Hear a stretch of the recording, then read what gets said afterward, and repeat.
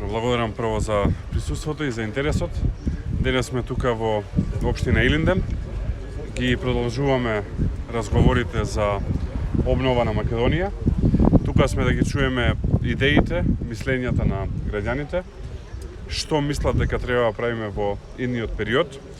ВМРО-ДПМН е во моментов како најголема опозициона партија, многу скоро после предвремените парламентарни избори и како партија која што ќе ја предводи новата македонска влада, прв пат создава една интерактивна програма во соработка со граѓаните, каде што сакаме да слушнеме што граѓаните мислат дека треба да се направи во следниот период.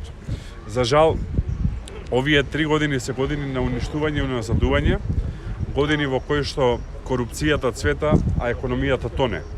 Години во кои што гледаме рекет и корупција, гледаме торби полни со пари, кои што одат кај лица блиски на власта, а во исто време гледаме економија која што тоне и луѓе кои што ја напуштаат државата.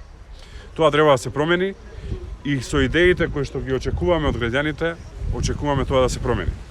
Општина Илинден е одличен пример како може да се работи. Тука би сакал да честитам на градоначалникот и на советниците од општината кои што заеднички работат, се борат и успеваат ова општина да ја направат една од најуспешните во Македонија. Практично скоро и да нема поголема компанија во Македонија која што нема тука свој производствен капацитет или свој дел. Скоро и да нема посериозен бизнис кој што не инвестирал тука во општина Илинден, што само покажува дека тука има една отворена општина која што помага на бизнисот да се развива и покажува како може да се работи честно, одговорно и во корист на граѓаните. Ова што можеме сите да го видиме навистина импресивно и е нешто што ќе продолжи да се развива во следниот период. На општината секако и треба силна поддршка од централната власт. Таа поддршка доаѓа со една одговорна влада која што знае да отвара можности и која што знае да носи инвестиции. Би сакал тука да споделам со вас неколку информации поврзани со инвестициите во Македонија кои што практично отвараат работни места. Знаете дека имаше еден голем тренд на инвестиции предсестрански кој што за жал запре во последните години. Во јануари месец оваа година премиерот Заев најави дека Volkswagen ќе отвори фабрика во Македонија, дури го злоупотреби името на канцелариот Меркел и нејзиниот советник за надворешна политика Хекер. Деновиве официјално Volkswagen ја објави својата инвестиција, таа за жал не е во Македонија, таа е во Турција. Вредноста е 1 милиарда и 400 милиони долари, фантастична бројка, некаде околу 1/3 од целокупниот македонски буџет за споредба. Отвара 5000 директни работни места и уште 10.000 индиректни работни места. Ќе произведува преку 300.000 автомобили.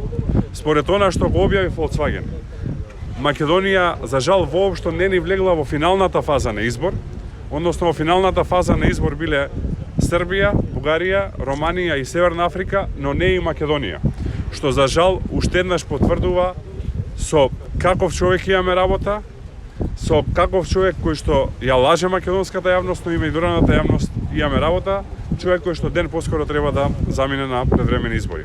Во исто време, Македонија е еден феномен каде што странски директни инвеститори кои што одлучиле да инвестираат во државата, одлучуваат своите втори или трети фабрики да не ги отворат во истата. Па така, 3 големи странски инвестиции кои што веќе имаат инвестирано во Македонија, одлучија своите втори или трети фабрики наместо во Македонија, како што беше планирано, да ги отворат во Србија и со тоа Македонија директно изгуби преку 2000 работни места. Тоа се 2000 семејства, тоа се 2000 судбини. Ги изгуби затоа што овие инвеститори според нивните кажувања не наоѓаат партнер во владата со кој што може да соработуваат за да продолжат да инвестираат тука и за жал бегаат во соседна Србија. Тоа е нешто што мора да запре и нешто што мораме да го запреме на следните парламентарни избори, после кои што ќе се формира една одговорна влада на честни и одговорни луѓе кои што знаат да ја раздвижат економијата напред, луѓе кои што ќе стават крај на корупцијата и ќе воведат ред во државата.